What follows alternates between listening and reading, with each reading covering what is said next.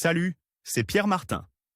Sur cette chaîne, je partage ma passion pour les voitures avec des essais, des astuces et des conseils d'entretien. Revenons donc au sujet de la vidéo.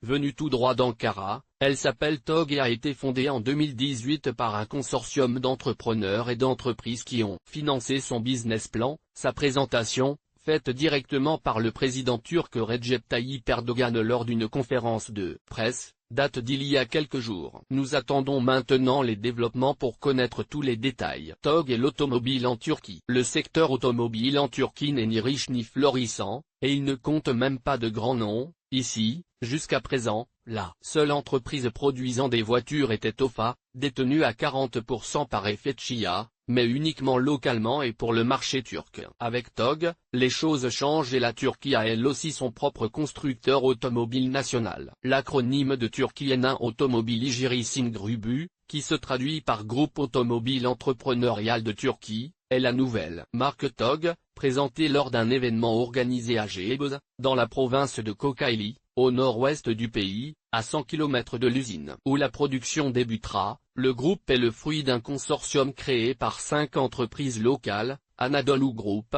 BMC, Kiraka Holding, Turkcell et Zorlu Holding, avec le soutien direct de l'État. En Turquie, il n'y aura donc plus seulement les usines des constructeurs étrangers, Efetçia, Renault, Ford, Toyota, Hyundai et Honda, qui délocalisent leurs usines dans le monde entier pour faire des économies, mais aussi le nouveau constructeur national TOG, qui ne produira que des voitures électriques, caractérisées par d'excellentes caractéristiques techniques et des prix compétitifs. Le SUV TOG, les deux variantes. TOG ne perd pas de temps et dévoile son premier modèle, qui sera lancé en 2022, il s'agit d'un SUV électrique, encore sans nom, dont le design épuré et linéaire, avec des feux diurnes en forme de crochet, a été créé en collaboration avec Pininfarina. Le SUV TOG est basé sur une plateforme spécialement créée et sera disponible en deux variantes, la première avec une autonomie d'environ 300 km et 200 chevaux, l'autre plus puissante avec plus de 500 km théoriquement sur la base du cycle européen né d'ici, grâce au double moteur, avec pas moins de 400 chevaux. On ne connaît pas encore ses dimensions officielles, mais il semblerait qu'il soit positionné sur le segment moyen, comme le BMW X3, par exemple. Quoi qu'il en soit, le premier SUV TOG se concentrera sur le luxe intérieur et la conduite autonome de niveau 2, avec régulateur de vitesse adapté, maintien actif de la trajectoire et assistant de freinage. Une nouveauté dévoilée ?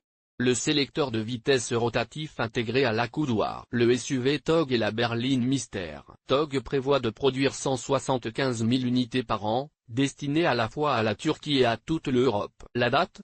Pour l'instant, seule l'année est connue, qui sera 2022. Pour le prix, pas encore d'informations, mais lors du communiqué de presse, on a vanté son caractère abordable par rapport aux voitures concurrentes. Outre le concept de SUV, TOG a également dévoilé une berline, pour l'instant entourée de mystères. Ce que l'on sait en revanche, c'est qu'ensemble, ces voitures représentent la base des 5 modèles que TOG prévoit de proposer sur le marché, du moins en Europe, dans les 10 prochaines années. La berline, qui est également l'œuvre de Pininfarina, sous la supervision de Murat Günak, responsable du design chez TOG, n'est encore qu'un concept, dont on ne connaît pas d'autres détails pour l'instant.